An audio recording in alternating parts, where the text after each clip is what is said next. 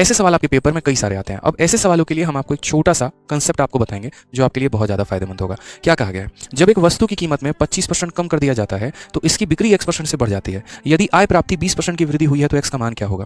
अब जीवन में इस बात को ध्यान रखना, जितने भी आप कंसेप्ट पढ़ते हैं, परसेंटेज में जितने भी कंसेप्ट पढ़ते हैं, जहां पर कोई एक पर्टिकुलर संख्या जो है वो दो संख्याओं के प्रोडक्ट पर डिपेंड करती है, दो संख्याओं के प्रोडक्ट पर। मैं दोबारा से कह रहा हूं, मेरी बात को समझिएगा। जितने भी आप कंसेप्ट पढ़ते हैं, जैसे मान लीजिए आपने ये कंसेप्ट पढ़ा होगा एक तरीके से, ठीक है, कि प्राइस को हम यहाँ पर जो है वो कंजप्शन के साथ गुना करते हैं तो हमारा क्या मिलता है, प्राइस को कंजप्शन के साथ गुना करने पे एक्सपेंडिचर मिलता है। यानी यहाँ पर कीमत को खपत के साथ गुना करने पे हमारा क्या मिलेगा, तो व्यय मिलेगा। ये पढ़ा आपने यहाँ पे, हिंदी में भी हम आपको बता रहे हैं। उदाहरण के तौर पे आप ऐसे समझ लीजिए, जैसे चीनी का रेट 10 रुपये है, 3 किलो खरीद के लेके आए तो खर्चा मेरा कितना हो गया, 30 रुपया हो गया।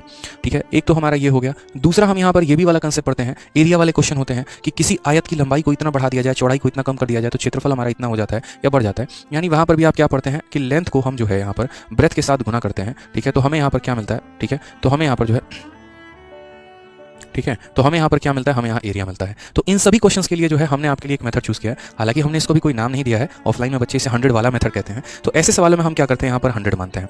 ठीक है, और यहाँ पर वो दो संख्याओं का परसेंटेज चेंज लिखते हैं, यानी ए और बी लिखते हैं, और यहाँ पर उनका प्रोडक्ट लिखते हैं। और ये वाला 100 वाला मेथड हम वहीं लगाते हैं ना जहाँ पर मेरे दोस्त इन दो में से किसी एक का परसेंटेज दिया हो कि हमारा ए इतना से बढ़ जाए या बी इतना से बढ़ जाए, और उनका प्रोडक्ट दिया हो। फिर उस केस में हम बहुत आसानी से वैल्यू को कैलकुलेट कर पाते हैं। अगर हमें दोनों का वैल्यू दिया होगा तो या तो हम सक्सेसिव का इस्तेमाल करेंगे या हम रेशियो का इस्तेमाल करेंगे, लेकिन इसको इस्तेमाल नहीं करेंगे। अब पिछले 3 सालों में एसएससी ने अपने लेवल को बढ़ा दिया। पहले वो आसान परसेंटेज पूछते थे, जैसे 10 हो गया, 20 हो गया, 24 हो गया, लेकिन अब वो थोड़ा ढंग का मेथड पूछते हैं, 19%, 17%, 20%। अब ऐसे केस में एक बच्चे के लिए बड़ा मुश्किल सा हो जाता है यार आंसर देना। ठीक है, तो यहाँ पर ऐसे सवालों को हम कैसे बनाएंगे, जैसे इसी क्वेश्चन में देखोगे तो वस्तु की कीमत 25% कम कर दी गई तो बिक्री हमारा इतना बढ़ गया। यदि आय प्राप्ति में 20% की वृद्धि है तो एक्स का मान, यानी आपको भी पता है कि सर प्राइस हो जाएगा हमारा, कंजप्शन हो जाएगा और एक्सपेंडिचर हमारा नीचे हो जाएगा। और यहाँ हम कितना लिखेंगे, 100। इन दोनों में से अगर कोई एक वैल्यू दी गई होगी तो उसे ऊपर और एक्सपेंडिचर दिया गया होगा तो नीचे। सवाल में अगर आप देखोगे तो प्राइस को आपने 25 से कम कर दिया है, प्राइस को आपने 25 से कम कर दिया है तो 100 में 25 की कमी की है तो कितना हो जाएगा दोस्त, 75 हो जाएगा।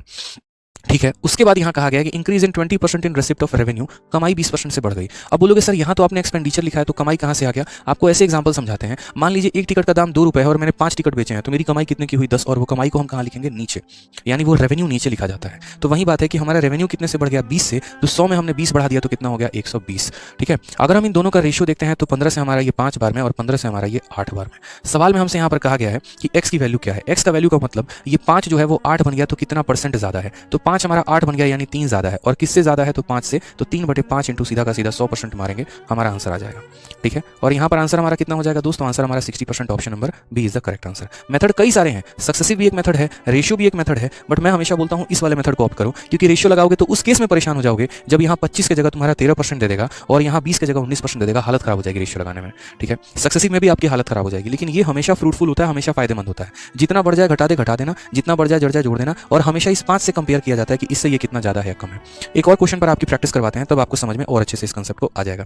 जैसे मैंने कहा ना कि एसएससी पिछले कई सालों से डेटा बदल के पूछ रही है, और ऐसा डेटा जहां रेशियो लगाना मुश्किल सा है। जैसे इस क्वेश्चन को देखिए, पेट्रोल की कीमत हमारा 19% बढ़ गया है और सुनीता जो है वो पेट्रोल पर केवल 12% ही अतिरिक्त खर्च करना चाहती है, तो पेट्रोल की खरीदी गई मात्रा में कितने परसेंट की कमी करनी पड़ेगी।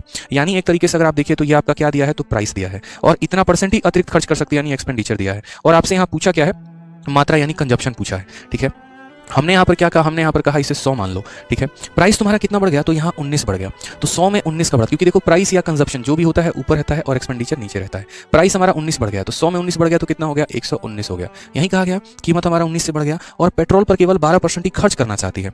यानी अगर मान लेते हैं खर्चा हमारा 12 से बढ़ गया तो कितना हो गया, 112, यानी 119 की वैल्यू 112 हो गई है। कितने का कमी हुआ है दोस्तों, बताना जरा। तो बोलोगे सर देखिए कितने का कमी हुआ है, तो 7 का कमी हुआ है, 7 का कमी, और कितने के ऊपर, हमेशा 119 के रेस्पेक्ट में ही आंसर देना है। तो 7/19 इंटू 100% ये हमारा करेक्ट आंसर है, परीक्षा में पूछा जाता है। तो क्या बोलेंगे, 700/119%। ठीक है, 700/119% आप डिवाइड कर लीजिए आराम से 700 को, किसके साथ, 119 के साथ। ठीक है, 119 का 5 गुना आपको कितना आ जाएगा, 595 आ जाएगा, 105 बचेगा, दशमलव लगा देंगे तो 1050 हो जाएगा, और लगभग 5.8 के करीब में जाएगा, 5.8 के करीब में जाएगा, तो उसे हम आराम से 6% कह सकते हैं। ठीक है, तो बहुत ही कम कैलकुलेशन करना पड़ता है, कब, जब हमारे कंसेप्ट जो होते हैं वो क्लियर होते हैं। ठीक है, सवाल हमसे क्या कहा गया है, पर सवाल भी हमारा एरिया वाला ही क्वेश्चन है, लेकिन यहाँ थोड़ा सा हमने ट्विस्ट कर दिया है। और हमने यहाँ पर ट्विस्ट ऐसे किया है, जैसे सवाल में हमने आपसे ये कह दिया हो कि देखो बेस को हमने इतना बढ़ा दिया है, ठीक है, देन बाई व्हाट परसेंटेज जो है शुड हाइट भी इंक्रीज, हाइट को हम कितना बढ़ा दें कि एरिया हमारा बढ़ जाए। यानी एग्जामिनर चतुर चालाक हो पड़ी है भाई साहब, ठीक है, वो आपको लेंथ और ब्रेथ दे देता है ना, बड़ा खुश होकर आप एरिया निकाल लेते हैं। लेकिन अगर उसने यहाँ पर जो है वो लेंथ दे दिया और एरिया दे दिया और ब्रेथ पूछ लिया तो बैठ के लगाओ, ठीक है। तो यहाँ देखो सवाल में आपने बेस को बढ़ाया 40% से, तो आप यहाँ बोलोगे सर 100 वाले मेथड में यहाँ पर 100 लिखा जाता है, ठीक है। यहाँ पर हम क्या लिखते हैं, बेस हो गया या फिर हाइट हो गया, और यहाँ पर क्या लिखते हैं तो एरिया हो गया। सवाल में अगर हम यहाँ देखें तो हमसे कहा गया है कि आधार में 40 की वृद्धि 100 में 40 की वृद्धि कितना बना देता है, 140, ठीक है। और क्षेत्रफल में 60 की वृद्धि, तो क्षेत्रफल हमारा 100 में हमारा बढ़ जाएगा 20 यानी 60 हो जाएगा। 20 से काटेंगे तो 7 बार में, 20 से काटेंगे तो 8 बार में। 7 का मान को 8 बना दिया गया है। कितने का इंक्रीज, 1 का, कितने पे 7 पे, 1/7 × 100% आपका आंसर है। और 1/7 पूरी दुनिया को पता है 14.29%।